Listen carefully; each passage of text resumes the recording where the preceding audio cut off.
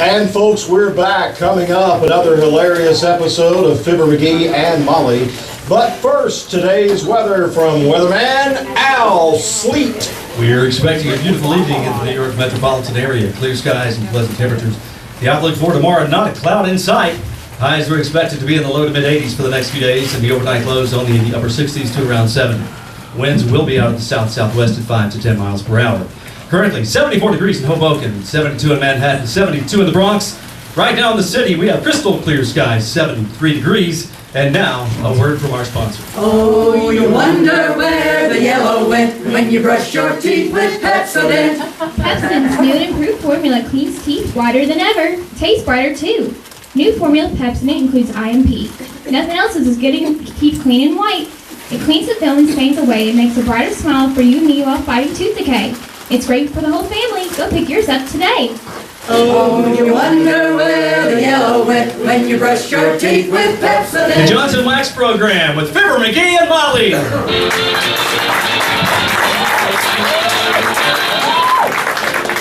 The makers of Johnson's Wax Products for home and industry present Fibber McGee and Molly with Bill Thompson, Gail Gordon, Arthur Q. Bryan, Gene Carroll, and me, Harlow Wilcox. The script is by Don Quinn and Phil Leslie. Music by the Kings Band and the Billy Mills Orchestra. By now, you're probably through with your spring cleaning, and I'll bet your house is a picture. But how's it going to look a couple of months from now? Dirt does tend to come in and spoil your good work, doesn't it? Well, that's why you ought to make sure your home is wax protected right now. Believe me, a coat of Johnson's Wax works wonders in keeping things shining clean.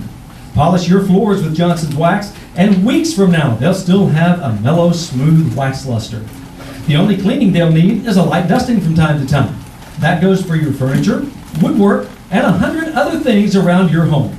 An occasional shining coat of Johnson's Wax not only gives everything it touches a lovely rich polish, it protects things against dirt and moisture and makes them easy to dust. Why not try this wonderful wax method of housekeeping? Wax makes your housework so much easier, and nothing else gives you a bright, charming home for so little cost. Johnson's Wax, paste, liquid, and clear.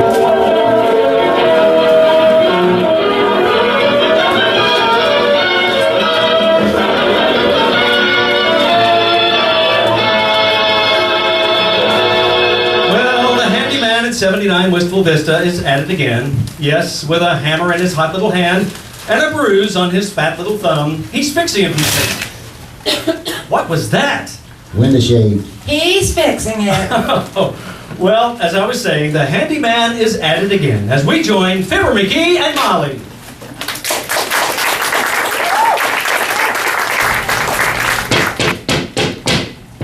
Well, Molly, I'm gonna fix this dead window shade, but I've got to get a couple tools out of the closet first. Oh, no, Fibber, don't go to that closet. You know what always happens? Oh, Fibber, please, no. I told you, Fibber, are we ever going to get that closet cleaned out? Oh, dead red, I forgot my screwdriver.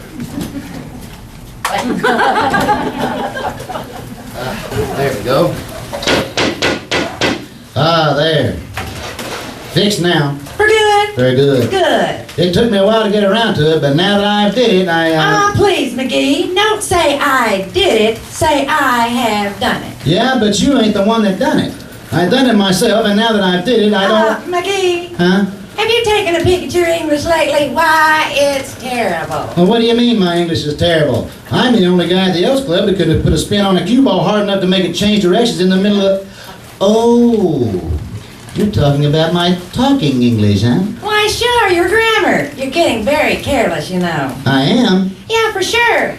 And you know, it isn't correct to say ain't, for instance. Well, you know what Will Rogers says, though. A lot of people that ain't saying ain't eating. And I'm eating, ain't I? Well, just the same, dearie, it's a bad example. Children will hear you and repeat what you say. Us grown-ups have to set an example for them. Well, maybe you're right, kiddo. I'll watch it after this. Well, good. After all, I studied English in high school, and I ain't the type of guy that forgets everything in a year. Watch it now. Oh. I say, I'm not the type of individual who, upon graduation, relegates his education. Dead rat, that dead red window shade, if that ain't exasperating. I thought when I fixed that I done a good job, but that's the bummest job I ever did. Oh, McGee, that's awful. I know it is. The spring don't catch good. And if it ain't ever gonna catch good if something ain't done.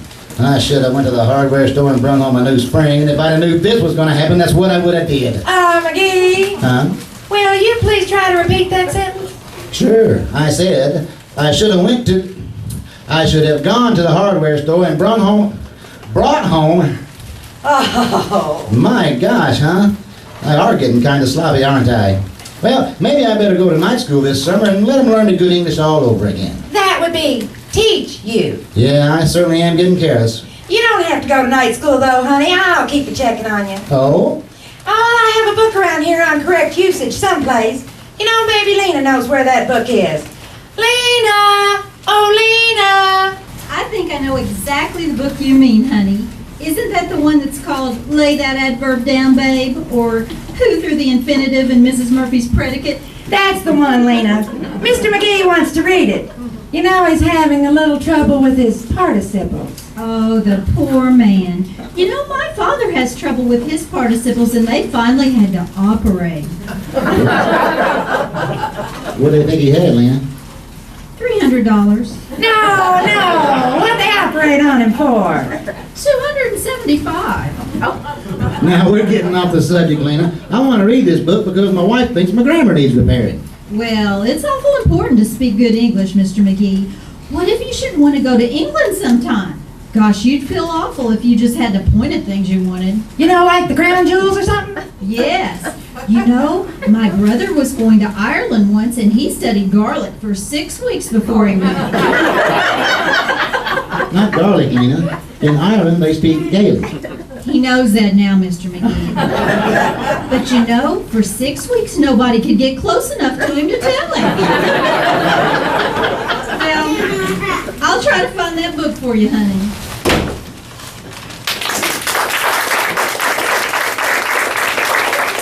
Well, I better get this window shade fixed again, Molly. I can't have that thing scaring the bejeunior out of everybody. Now, let's see.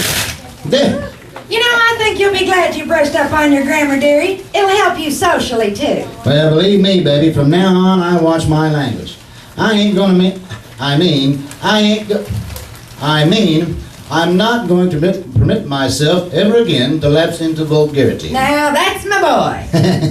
You know, I know you can do it if you try. Ah, sure I can. And I'll bet you anything you want to bet that I don't say ain't again today. Well, people told me when I married you that I was a born gambler, so I'll just take that wager. Good. $5, huh? From the first one that says ain't. $5 a tip. Yeah. You know, I'm going to go out and help Lena find that book of grammar. Okay. You know, you can't get started too soon on this thing, you know. Okay, Tootsie. There goes a good kid. She thinks I don't know the difference between good grammar and bum grammar. And I don't think I do either. Well, as long as she don't think I know I think what she thinks I don't, I can come in, thank goodness. Hi, mister. Well, hello, Teeny.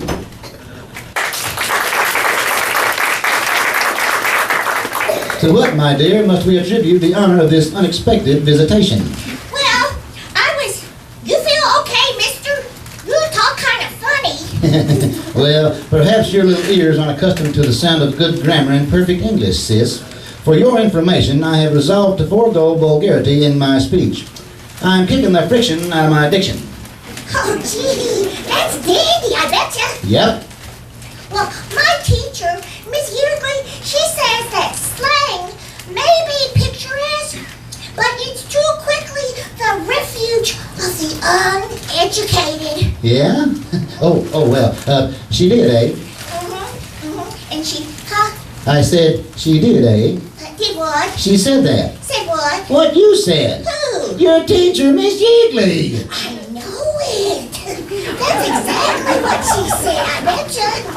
She says literate persons rarely utilize slang. That's right. Your teacher's cooking on the front burner now, sis. She's hep.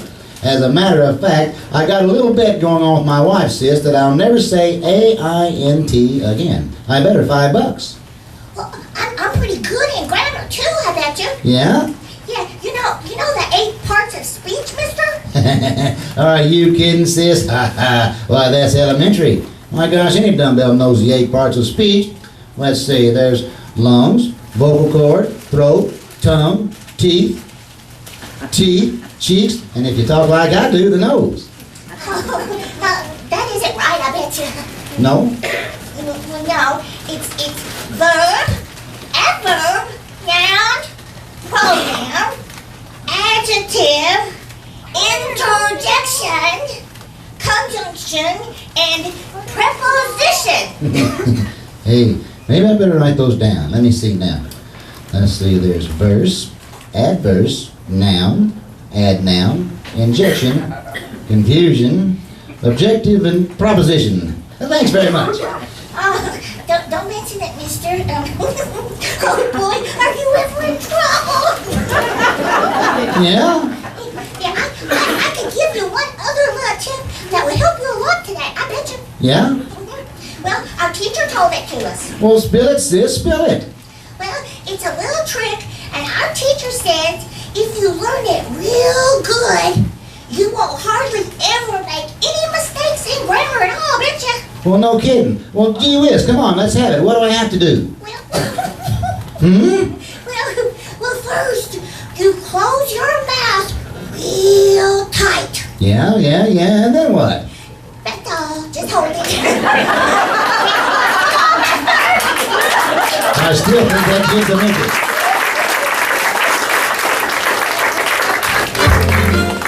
At this time, would you please welcome to our stage, Roger Garrison. Or would you like to swing on a star, carry moonbeams in a jar, and be better off than you are? Or would you rather be a mule? A mule is an animal with long funny ears. He kicks up at anything he hears. His back is brawny and his brain is weak. He's just plain stupid with a stubborn streak. And by the way, if you hate to go to school, you may grow up to be a mule. Or would you like to swing on a star, carry moonbeams home in a jar, and be better off than you are? Or would you rather be a pig? A pig is an animal with dirt on his face. His shoes are a terrible disgrace. He's got no manners when he eats his food. He's fat and lazy and extremely rude. And by the way, you don't give a feather or a fig. You may grow up to be a pig. Or would you like to swing on a star, carry moonbeams home in a jar, and be better off than you are? Or would you rather be a fish? A fish won't do anything but swim in a brook. He can't write his name or read a book. To fool the people is his only thought, and though he's slippery, he still gets caught. So if that sort of life is what you wish, you may grow up to be a fish. And all the monkeys are in the zoo. Every day you meet quite a few. So you see, it's all up to you. You could be better than you are. And all the monkeys are in the zoo. Every day you meet quite a few. So you see, it's all up to you.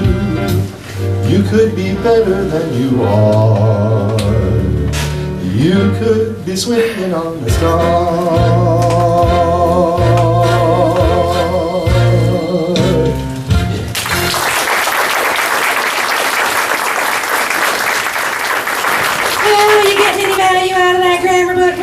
Not much. No pictures in it. Huh. Just words. Well, I suppose it would be just as helpful if I corrected you from now. Well, you won't mind, will you? Mind? I should say not, baby. Anytime my adverbs come loose, you just give me a swift boot in the conjunction. I will.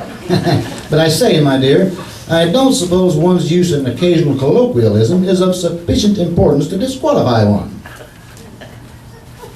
How's that again, dearie? I was referring to idiomatic expressions, my dear, the minor variations of language to be heard in geographically separated communities, constructions typical of definite localities. Look, sweetheart, let's just call this whole thing off, will you? No. I'm serious about this, kiddo. I realize I've been careless with my language, and I'm giving a genuine effort. Well, all right, but if I'd have known what I was getting into, I'd have never... Enter. Oh, it's Dr. Gamble, McGee. Hello, Dr. Gamble.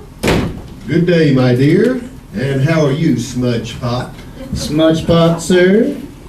I trust you will not take it amiss, dear doctor, if I should point out that the use of slang by a person of education is an indication of deterioration. To an individual of professional eminence, the utterance of gutter expressions is somewhat appalling.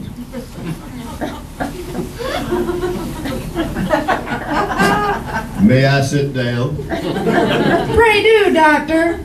I had a patient once who talked like that, a professor.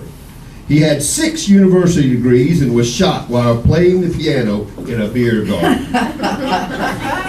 Well, it was jolly good of you to stop in, Doctor. Molly, leave us have some tea and sandwiches. That would be lettuce, McGee. Yes, leave us have some lettuce sandwiches. And a spot of tea, too. Well, would you like some tea too, Doctor? Won't take a minute. Very stimulating, old chap. Quite a tonic. Full of tonic acid, you know. It's tannic acid. And will you please stop yammering like a stock company Englishman? Molly, I've seen this tenderized ham strike more poses than a Ringling Brothers acrobat. Oh, come now, my good medico. But this one has me baffled. Who does he think he is today? Lord Winston Churchill? Well, dear medico, surely when one makes a conscious effort to improve oneself, leave us give to him a little credit. What were those last words again? I said, leave us give to him a little credit. Ah, you shouldn't say, leave us, McGee. Oh, yes, he should, and I think I will. Good day, folks. Goodbye. Did I say something wrong? Yes, Pat. Leave us do this or that is not correct. Huh? It should be let us, or allow us, or permit us. Oh, I see. Well, anyway, I haven't said that, certainly. You mean? A-I-N-T. I know, and I'm so proud of you, McGee. If everybody was... That red window shade. If that isn't the most exasperating thing. I thought I had fixed that, and I'd done it 4 times. You did it 4 times. Yeah, I did it 4 times. And if anybody thinks I'm going to spend all my time messing around with a screwdriver and a hammer trying to fix that thing, well then... Hello, Molly. Hiya, pal. Well, hello, Mr. Wilcox. Good day, my boy. The door was closed, so I walked right in. We'd have left it open, but you might have thought we were out. Now that's the silliest conversation I have ever heard. And I've heard plenty of them on this show for 12 years. Anything on your mind, Mr. Wilcox? Not a thing, Molly. Not a thing. Nice of you to stop in, my boy. Have a cigar. No thanks, pal. I've got one. You got to? Well, Thanks. I'll smoke it after dinner. Well, what do you think of the crisis in Indochina, old chap? Do you think that the territorial aims of the provincial government will predominate the military spearhead, or is it your opinion that certain powers will subsidize a mandate, or neither? What are you talking about? He's just exercising his English, Mr. Wilcox. This is Be Kind to Participles Week around here. Yeah, I decided I was talking much too sloppy. Well, I wish you luck, pal. There's nothing like good grammar to make an impression on people. My very words, Mr. Wilcox. Yeah, but you can get in trouble with ordinary words, too. How's that? Well, remember, Molly, remember that little town of Bell back in Illinois? Bell? Yes. Bell, Illinois. Oh, I sure do. That's where they had that cute hat factory. Yeah, made some wonderful hats down there, sold like hotcakes. In fact, they went so fast out of there that everybody used to say that things went like a hat at a bell. Ordinary words, but always got spanked for saying it. Well, I've got to be pretty careful with my speech, too, you know. The minute I make a mistake, Racine shoots me a telegram that curls my hair. So that explains it. I thought you had a natural way. I don't believe I ever heard you pull any bum grammar, Junior. Oh, I did once, long time ago. Yeah? It was awful. Mm-hmm. I said something about how Johnson's wax is the finest protection that money can buy for floors, furniture, and woodwork. Nothing wrong with that? No.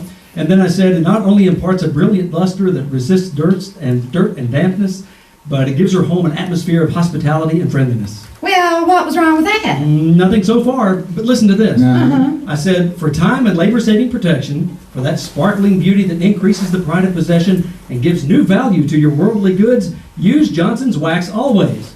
Where was the bud grammar? In the next line. Oh. When I said, use Johnson's wax on your floors, furniture, woodwork, leather goods, windowsills, enamel surfaces, To always have an inviting home. Get it? No. I split an infinitive. No. I said to always have instead of always to have, or to have always. Oh, Waxy, this is terrible. I'm surprised at you. But pal, I was only... That's enough. That's enough. The water is under the dam. Oh, but dearie, he said that was a long time ago. Please, my dear, he has abused our hospitality. Anybody that was split an infinitive would steal the silverware. I know. I agree with you, pal. And you know what I'm going to do? Steal the silverware? No, go home.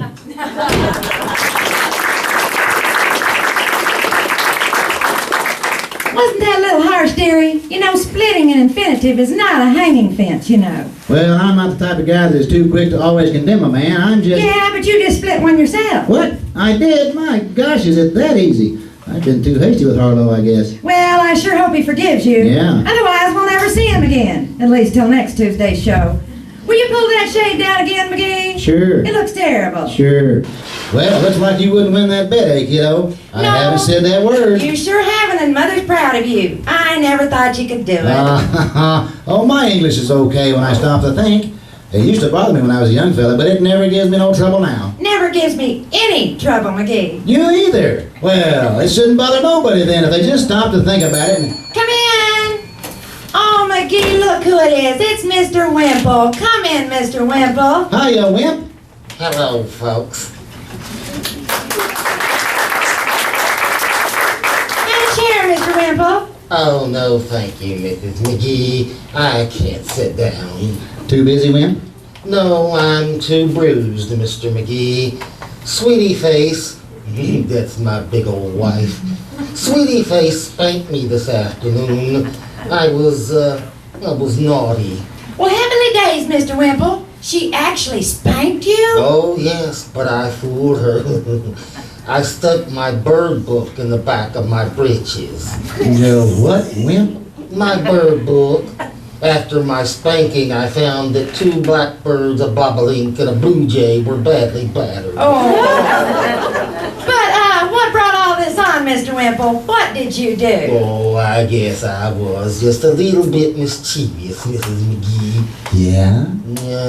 I never should have put that turtle in her girdle. My gosh, Wimp, you put a turtle in her girdle? Yes. But I didn't know it was the one she was going to wear this morning. Well, I bet she was very unhappy about that, Wimp. Oh, it was awful. And then an awful thing happened. The mailman brought a package and a terrible mistake was made. Well, what did he do, Wimp? Well, he was just handing me the package when Sweetie Face, my big old wife, she walked in and the mailman said, "Maybe your mother would like to sign for this, sonny." Ooh. It was bad. That's bad. A pall was cast over the whole room. Really, Mr. Wimple? Yes, Paul. That's our mailman's name. Well, goodbye. Hey, Molly. Yes, dearie. There's still a lot of things about grammar and English that I don't understand. Well, such as what? Well, I'm writing a letter to the House Committee of the Elks Club, see? Yes. And I'm putting in a complaint because last Wednesday and last Thursday, while I was sleeping in a chair, somebody gave me a hot foot both days. So? Well, I don't know if I should say somebody give me 2 hot foots or 2 hot feet. Oh, well, that's simple, dearie. Just say, Wednesday I was given a hot foot. Also Thursday. Oh, okay, good. That's the way I'll do it. Come in. Oh, look, it's Mayor Latrivia. Good day, Your Honor. Good day, Molly. Hello, McGee. How do you do, Mr. Mayor? Decent of you to stop by, you know. One is always glad to welcome one's old friends when one's old friends drop in on one. How true.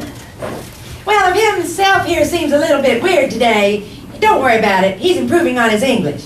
Really? Well, that's very interesting, McGee. Yeah, and I can do it too. Lots of dumber guys than I am have learned themselves grammar. Taught themselves, McGee. Well, how could they have taught themselves if they hadn't learned themselves first? Very good point. As a matter of fact, I and Molly have a little bet on the trib. $5 from the first one that says A-I-N-T. Ha! Well, I wish you both luck. You know, I remember I had a little trouble in school with English myself. You did, Latrell? Oh, yes. Somehow or other, I just couldn't seem to keep my tenses straight. Your what, Mr. Mayor? My tenses. Oh, you don't mean tenses, boy. You mean tense. Tent is singular, you see, and the plural is tense. Ah, well, if you've been talking like that, no wonder you're having trouble. Yeah, I suppose you read books all day, smoked pipes, and drank cokes, huh? I beg your pardon, I merely said... Hey, say, what were you doing with the tent in school anyway, Your Honor? Were you playing Indian? Well, he was probably in military school, Molly. Oh. I was not in skilletary military school. What? The tenses I had trouble with were not tents to live in. They were... The tent was never built that was fit to live in, Latrell. Now, I remember the big trouble we had with them pup tenses back in the First World War, the big war. Yeah, pump tents were the kind that you slept with your head out in the rain and your dogs in the tents, weren't they? That's the ones that... Please, now, I'm not talking about pup tents. I said... It don't matter what kind you meant, Latrell. They're all trouble. I mind one time the pole fell down in on the mess tent. I mean, right at chow time, the pole fell down in on the mess tent. Of all the messes I ever saw, that mess in the mess tent was the worst messed up mess that I ever did. No, please, this is getting ridiculous. It is? Yes, just let me start over. Go ahead, Your Honor, but it'll probably come out the same way. Sure, we'll go along with you, boy. We're game. All right, now, when I was in grammar school, some of my English exercises gave me a little trouble. Made you sore, did they? Did what make me sore? The exercises you took in English. What were they, setting up exercises? Maybe you're muscle bound. Maybe you got a Charlie horse, or maybe you I don't have a Charlie-bound muscle horse. Huh? I didn't say anything about exercising Well, but you said... canvas tents. Nah. When I said the fast tense, You said... you wouldn't want to pup down at the dragged out of the pup tent. No. The tent. I merely said that my past trouble was tusher pencil. But Tent. you- McGee, Yes? I'd like to know one thing. What is it, Your Honor? How did he ever get... That rat and win the shade? If that ain't the most exasperating... Molly! What? You said the word, Molly. Oh! You said A-I-N-T. $5, please. Here you go. It was money well spent. Huh? Oh, what a relief. You ain't kidding, kiddo. Here's your dough back. It ain't worth the strain. Ain't it the truth?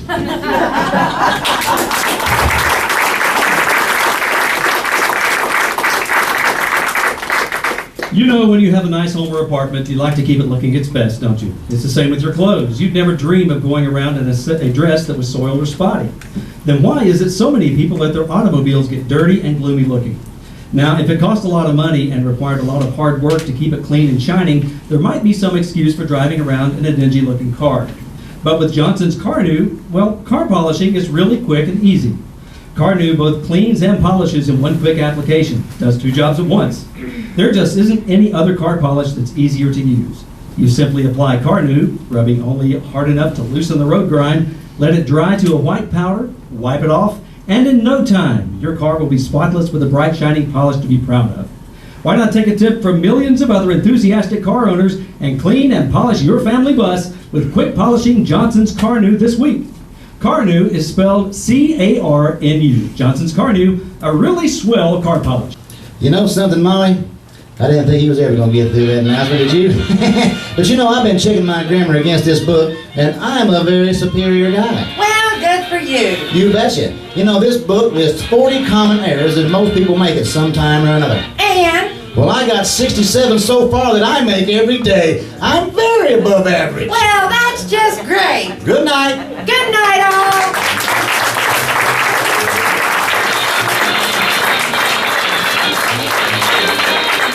This is Harlan Wilcox, speaking for the makers of Johnson's Wax Products for home and industry, inviting you to be with us again next Tuesday night. Good night.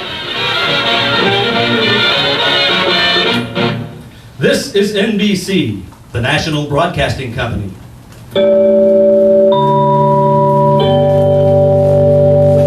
And we're off the air. Good job.